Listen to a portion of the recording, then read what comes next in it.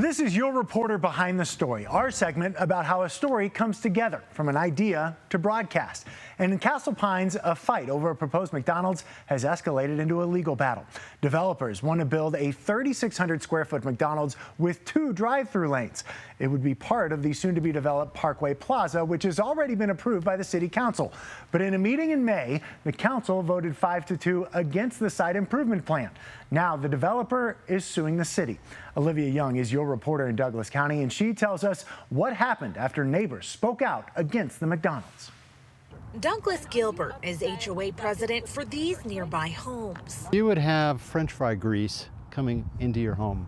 He's spent months fighting against the Golden Arches, worried they'll bring noise, smoke, trash, and traffic to his community.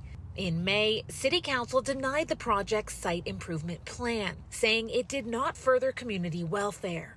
I think they made the right decision. But the project's developer, CP Commercial, disagrees. What we're dealing with here is whether the site improvement plan met the specific criteria in the Castle Pines Code. They filed a lawsuit against the City Council, alleging they denied the plan based on public opinion, even though city staff recommended it be approved. Whether certain residents oppose a McDonald's there doesn't actually factor into that decision. It's abusive on the part of the developer to do that. It's going to expend several $100,000 worth of resources. If the court rules that City Council's decision was arbitrary, the McDonald's plan can move forward. If not, CP Commercial can submit plans for another business. But they worry those might be denied too. If increased traffic is a reason to deny the site improvement plan, no development could ever go in there. The Castle Pines City Council doesn't comment on pending litigation. But residents like Gilbert say they'll be happy with any business that isn't a drive-through. We're not against fast food. We're against the idea of building a traffic nightmare here.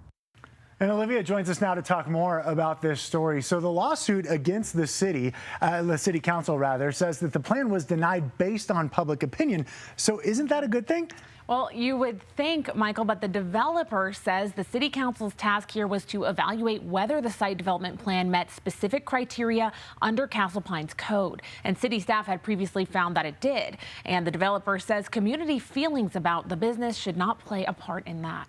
What else is going into Parkway Plaza? And has the developer talked about maybe some changes, maybe one less lane at the McDonald's or eliminating the sit-down space to make it maybe more eco-friendly? Is there something that they could do to help reduce traffic? Yeah, well, I haven't heard about plans to kind of change their initial plan. There are a few other businesses planned, including a storage unit center, but the developer's attorney tells me sit-down restaurants are not interested in that site, and fast food restaurants make the most sense for that area.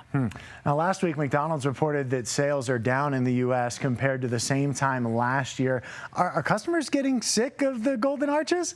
I mean, well, they could be. That's definitely a point that the developer brought up. Would neighbors have the same objections to a Chick-fil-A or other chain restaurant? But the residents I spoke with say they will be against any drive-through. All right, so what do you think is next for this spot and for this lawsuit? Yeah, well, we'll have to see how the lawsuit plays out. Again, if the court rules that the city council's decision was arbitrary, then McDonald's can move forward. If not, the developer can submit plans for another business. But whatever business ends up being in there, it likely won't open for a few years. And we, of course, know you will stay on top of this story for us. Olivia, great reporting as always. Olivia is your reporter for Douglas County. She grew up there. And if you have a story idea that she should know about, she loves hearing from people in the community all the time. You can contact her with your story ideas and tips through our website, cbscolorado.com.